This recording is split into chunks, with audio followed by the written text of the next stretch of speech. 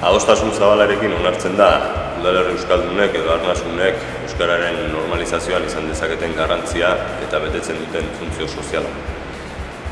Dena den, udalerri euskaldunak ez dira zerbait homogeneoa, badira desberdintasunak eta baditugu zalantzak ere udalerri euskaldunak eta arnasunak kontzeptu bera ote diren batean eta bestean, bai euskararen erabilerari dagokionean behintzat, desberdintasun handiak topatzen ditugulako.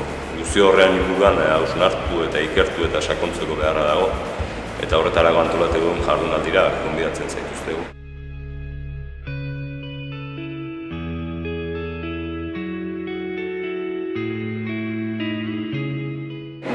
Udalerri euskaldunak eta arnasguneak, erronkak etorkizunaren aurrean. Hori da, azaroaren 22an ospatuko den jardunaldiaren izenburua. Soziolinguistika klusterrak eta UEMaren artean antolatu dugu jardunaldi hori, baina laguntza berezia izan dugu bai Euskal Herriko Unibertsitatearena eta baita Udako Euskal Unibertsitatearena. Eta beraz, eskerrak eman egin dugu horregatik. Ze xede talderi zuzenduta dago jardunaldi hau.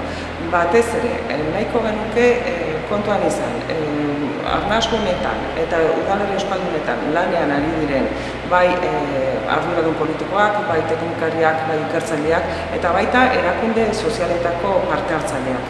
Iruditzen zaigu oso garrantzizkoa dela udalerri horietan aktibazio lanetan eta ezagutza lanetan ari diren horiek guztiak gonbidatzea etorkizunari aurre egiteko erronken identifikazioan parte hartzeko.